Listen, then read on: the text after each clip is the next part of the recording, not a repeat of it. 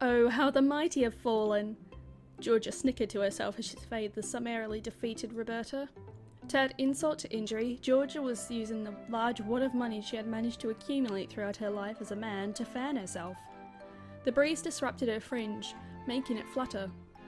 Percy had been in the lead for most of the game. In the later stages, she had landed on so many holiday squares she had lost a good deal of her accumulated wealth. Georgia, being the sneak that she was, had capitalised on Percy's losses and had, after a long hard struggle, managed to emerge victorious. Naturally, Roberta was not too happy about this, even though she tried to hide it. It's not like it matters. The game of life is all based on luck anyway. And luck is a skill no different to any other. Luck is not a skill. Not unless you were tampering with the spinner somehow. My, do you really think I'd do something so underhanded? If it's you? Yes, I think you would. Over a petty children's game like this? You said it yourself, Bobby. The game of life is silly. Don't you think you're taking this too seriously? Roberta ran a hand through her ginger, decidedly not goldfish-coloured curls, and harumphed. Well, you may have won the game of life, but we'll see about the reality. You're terrible with money. You'll never be able to raise that much without spending it all. Of course. What is the point of living if I cannot lavish myself with fine things? It's only what I deserve. You really are a capitalist. What did you expect? I am a lady. It would be hypocritical of me to act otherwise, wouldn't it? I highly doubt you care what other people think, Georgia. At least you didn't come in last, Roberta. Isn't that some small consolation? I did far worse than you. Far worse than anyone, in fact. If the game of life really was an accurate picture of reality, then it spelt out a rather disastrous trajectory for Samantha. Would she too be saddled with a husband and children she did not want, and no money to speak of? Don't worry about it, Sam. You were playing against me. It's only natural you would lose. Roberta pressed one hand to her chest and exhaled heavily, as a Victorian lady might if her corset was tied too tightly. All of a sudden I'm finding it hard to breathe. Are you alright? Would you like me to open a window? No, it isn't that. It must be because the room is so crowded. Crowded? Yes, with Georgia's massive ego. Rather than look hurt by this comment, Georgia instead giggled, still fanning her face with her pastel-coloured money. That was a rather quick retort for you, Bobby. What do you mean, for me? Oh, I don't know. I always pegged you as being rather dim-witted, that's all. Maybe I should annoy you more, if I can inspire such witticisms. Please don't, for your own sake. If you annoy me any further than you already do, I fear I would strangle you. Oh, how scary. A pause. And speaking of scary things, don't you think this is the perfect place for that? For what? Ghost stories, of course. Ghost stories. Why ghost stories? Is this another one of your whims? It isn't a whim, my dear Bobby. It's destiny. The setup couldn't be better. It's dark outside and we're alone in the middle of the countryside, with nary a soul to hear us. Save our other classmates in their own respective rooms, of course. Way to kill the mood, Bobby. I'm just being sensible. Why are you so obsessed with the macabre anyway? I think it's quite tasteless. That's because you're a dry, passionless woman who does not understand a true excitement. You are a spinster in the body of a young girl. If disliking senseless gore makes me dry and passionless, so be it. But Samantha, quite unlike her friend, was quite taken with George's suggestion. She nodded, a newfound flame kindled in her eyes. Oh, it sounds like fun. I want to join in. You too? Yes, of course. I agree that horror can be somewhat sensationalized with all its fainting women in sheer nightgowns. Most of it's grounded not in human emotion, but in attempts to shock. I suppose it's not one of the most sophisticated genres, and at worst it can be incredibly tasteless, but I like it regardless. I think it's quite captivating. I agree with Samantha. You do? Yes. I also enjoy horror stories, to a certain degree. You don't look like the kind of person who would, not with all that blonde hair. Percy giggled, and one hand over her mouth. Looks can be deceiving. Isn't that a common theme in horror stories? The doppelganger? And again with the German. You act as though I've said something obscure, Roberta. It's a well-known phrase. The person you once thought you knew, that you could trust, turns out to have a secret identity, one you never could have fathomed. Horror seeks to explore the dark depths of human hearts, the parts of ourselves buried deep within us all, that we may not even know exist. Actually, I was trying to write a poem about it. I could recite some of it to you if you would like. Go ahead. Even I'm intrigued. Though Georgia wasted no time to mock Roberta's creative efforts, she was far kinder to Samantha's. In fact, Georgia did genuinely enjoy so much of Samantha's poetry and thought of her as being genuinely talented. She did not, however, tell Samantha this. Georgia did not like lavishing praise upon anybody but herself. All right. And after clearing her throat, Samantha began. This poem, Christabel, was one she had been turning around in her head for a while. The poem opened with a fair and sweet heroine, Christabel, wandering through the woods at night when she happened to stumble upon the most beautiful maiden lying underneath an oak tree. This maiden was Geraldine.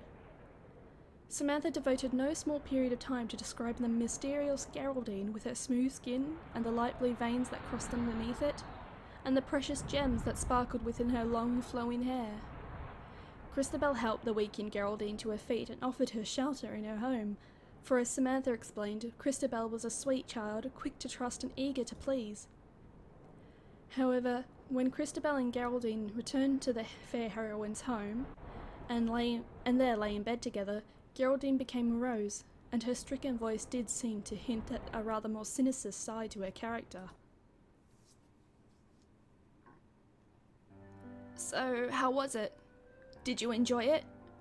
Samantha peered at her fellow classmates from underneath her eyelashes. They sat there quietly in a small circle, like campers sitting at a blazing fire. Nobody was saying anything. Why weren't they saying anything? Had her small germ of an idea really been so bad? That was what Lillian had said. Lillian said, though her poetry was technically commendable, her subject matter was often too strange, too off-putting, too unintelligible for the pleasure of other people. It doesn't really have any bearing on real life, does it? It's just fancy. That single comment of Lillian's had hurt more than any other criticism of her work had. Samantha's poetry was often suffused with bizarre twists and turns, it was true, but it was not mere fancy. She poured her real emotions into those poems, as she implored the reader to understand how tortured and troubled her main characters were, just as she herself was. But other people did not see it that way, not even Lillian, her best friend. Past best friend, anyway. Maybe that was because her characters were more frequently troubled by the supernatural than the mundane. However, despite the supernatural, there was always a touch of guilt and anxiety running underneath the gothic. Maybe, and nobody could tell just how intense Samantha's poetic efforts were, or if they could, it only troubled them, rather than endearing them. There was a pause. Georgia frowned, her arms folded. It was interesting. I suppose I somewhat enjoyed it, but... But? What happens next? What do you mean? The story. It just ends without any kind of conclusion. It's not very satisfying. Samantha giggled coyly, pushing her two index fingers together. I haven't really thought that far ahead yet. I'm not very good at forward thinking. I just wanted to write something in that kind of setting, with those two characters. You mean the two lesbians? You can interpret it however you want, really. Isn't that one of the joys of poetry? It's not a case of interpretation. It was pretty out in the open. They start sharing the same bed the moment they first meet each other. That's because it's Gothic. Emotions are always heightened in Gothic stories. I thought it made sense anyway. You'll just have to suspend your disbelief. Well, I thought it was very atmospheric. Thank you, Percy. I just hope everything works out for Christabel in the end. Samantha nodded, her head bowed in thought. I hope things work out for her too. Maybe that was why Samantha had been unable to finish the poem. She had placed too much of herself inside her characters, as per usual, and was consequently struggling with how to direct their fates. Though the main reason Samantha had dabbled in the supernatural was to remove herself from her subjects, she could not help but entangle her own thoughts and feelings within her words. As a writer, it was impossible for her to extricate herself from the subject matter. Unfortunately, that meant most of her poetry was shocking and painful, with no sweetness to allay the ever-present anxieties that snaked through her verses. How could she ever hope to craft a suitable conclusion to her story when her own fate remained unknown, shrouded in darkness? She could not create a sensible ending until she knew herself whether Lillian, like Geraldine, was an antidote for her sickened soul, or was the very thing that had poisoned it to begin with. She did not know. How could she know? Samantha had always been bad at understanding herself. Maybe that was why she could truly not understand the motives of her own characters. Anyway, since Sam shared her story, I think it's Roberta's turn now. Roberta, who was sitting to Samantha's left, shifted uncomfortably. Why? I never said I was going to take part. This is silly. Oh, come on, Bobby, don't be like that. We're just having a bit of fun. Well, this isn't fun for me. I have no desire to sit here and tell ghost stories. Like you had no desire to sit and play the game of life? Roberta glowered. You have already broken one of your vows tonight, Bobby. You may as well break another. That is exactly the sort of reckless attitude I would expect from you, Georgia. Why, thank you. Rules exist to be broken, personal ones more than others. How can you ever hope to expand your horizons if you allow your mind to be so constrained? No matter what you say, that does not change the fact that telling horror stories is an insane practice. I want no part in it. Oh? Georgia smirked. She looked very much like a spider who had managed to ensnare a particularly juicy fly within its web. Are you scared, Bobby? Is that why you've been so uptight? Even more so than usual? I am not being uptight. It's ridiculous, that's all. We should be asleep. We need to be up by 7:30 tomorrow, and it must be 11 already. The teachers will be checking our rooms to see whether or not we're in our beds, and if they discover we are all still awake, we'll get in trouble. They won't bother coming inside. If we keep the lights off and our voices low, nobody will know. Georgia pressed a finger against her lips, a devilish little smirk playing across her lips. Her voice, soft, strangely sensual, whispered, "It will be our little secret." And she capped it off with a wink. Roberta twitched. She did not want to squirm underneath George's piercing stare, but her expression was so consuming, so encompassing, it was difficult for her to remain calm. Don't look at me like that. Like what? Like I'm a chicken and you're the wolf. It's troubling. You don't like it? Not one bit. I already said I didn't. Are you sure? Some masochistic chickens might enjoy being eaten. Well, I wouldn't. Don't worry, Bobby. I don't bite. That much. Stop being so disgusting. You are trying my patience, Georgia. Only because it's so enjoyable, Bobby. Ugh. I'll tell you what. If you promise to share with us a scary story, then I'll stop bothering you. I'll even try to remember to be civil to you for the rest of our trip. How does that sound? It sounds half-hearted.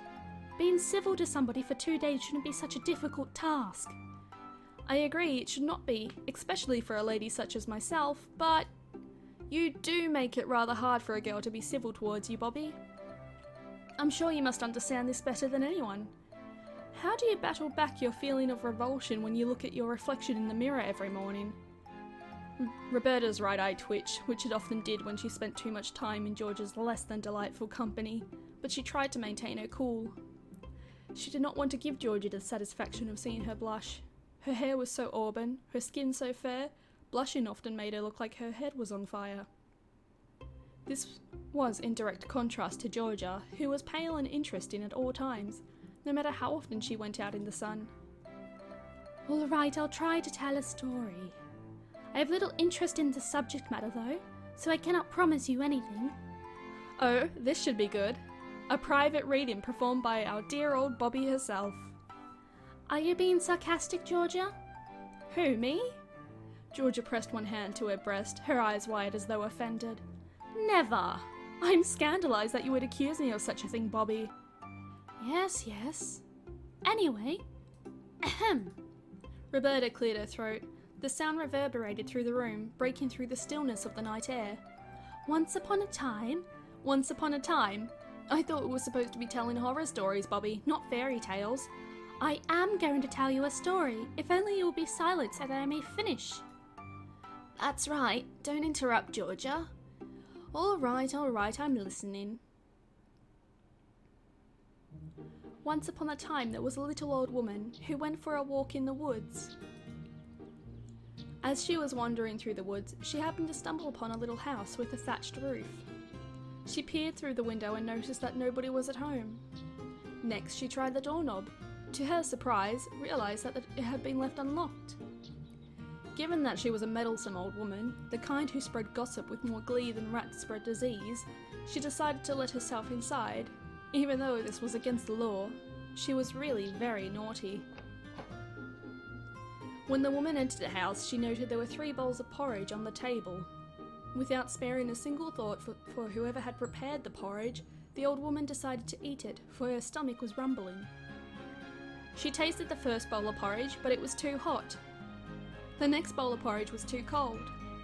The third bowl of porridge, however, was just right. She liked it so much she ate all of it. After this, she felt rather tired, so she decided to sit down at the breakfast table to regain her strength. Just as before, there were 3 chairs. The old woman sat in the first chair, but it was too hard. She sat in the second, but it was too soft. She sat in the third chair, however, and it was just right. The old woman, however, was not. She was too heavy, and the chair collapsed beneath her. The meddlesome old woman cursed and decided to lie down, for she had hurt her back falling from the chair. She went upstairs to the bedroom and found there were 3 beds, all made up nicely, as though they were waiting for her. The old woman lay down on the first bed, but it was too hard. She lay down on the second bed, but it was too soft. She then lay down on the third bed, which was just right. In fact, she found the third bed so comfortable, she pulled the blankets up underneath her chin and went right to sleep. By this time, the owners of the house had returned from their early morning stroll to have breakfast, which they had left to cool. They gathered around the breakfast table, yet their excitement soon changed to cries of alarm when they saw what had happened.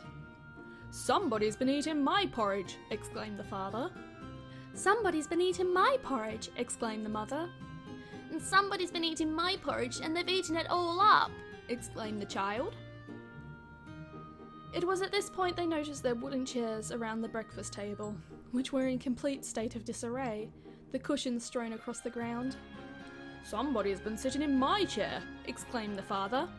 Somebody's been sitting in my chair, exclaimed the mother. Somebody's been sitting in my chair and they've broken it, exclaimed the child. The father, the mother, and the son decided amongst themselves that there must be an intruder in their home, so they crept up to the bedroom to catch the criminal. When they entered their homey bedroom, they noticed that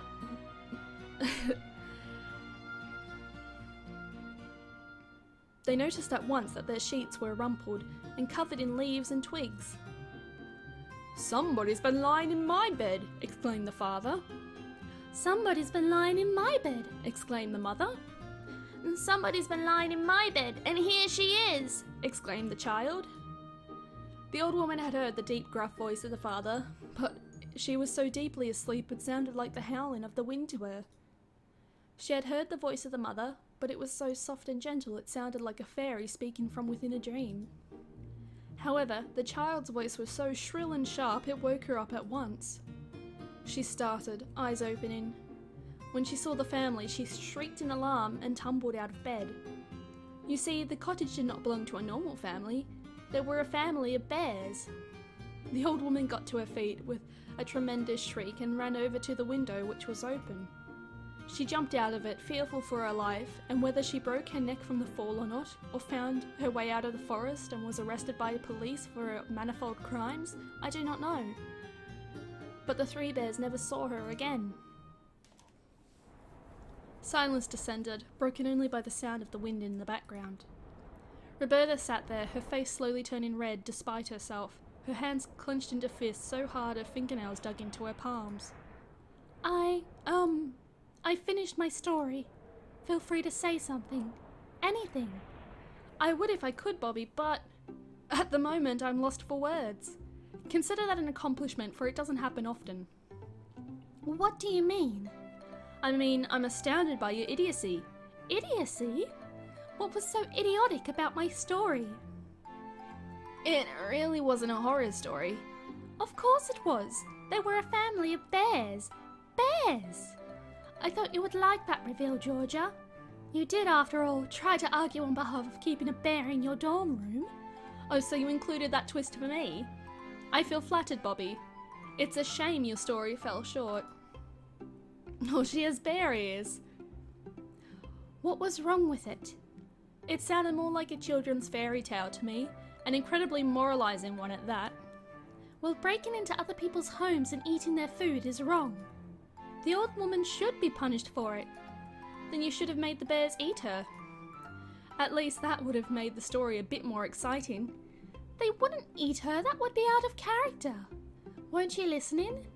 They were good and gentle bears. They're the wronged heroes of this piece, so they certainly can't commit murder. Anyway, the punishment has to fit the crime. Theft is not punishable by death in this day and age. And you wonder why people think you're such a bore. You cannot even use your imagination when trying to tell a story. I am not a bore. I'm trying to teach people important life lessons. What's wrong with pray tell with having morals? They're all so insipid, that's all. It's dull. Maybe if you threw in a few more zombies, it would work. That's your solution to everything, Samantha. You're being too easy on her, Sam. There's no salvage in Bobby's story. She has absolutely no talent. In fact, she's a void where talent goes to die. My genius is something you can't understand, that's all. Just because I prefer to write about simple things, important things, doesn't mean I have no talent. Wow, somebody sounds defensive. Georgia smiled, evidently pleased with herself, and folded her arms. Oh well, fools are always the ones to complain the loudest. Being angry is the privilege of a loser, so I won't take that away from you, Bobby, my friend. You can go too far, Georgia. Oh, whatever. Who cares? I don't care at all anymore. Roberta suddenly rose to her feet, her face bright red, and stalked over to her bed like a wounded cat. I'm going to sleep. I'm tired. Roberta? But it was too late. Roberta had already taken hold of her pyjamas and turned to exit the room. Samantha noted, with mild amusement, that her pyjamas were covered with little faces of tiny cartoon bears. That was kinda cute. Roberta would probably hit her if she pointed this out, though.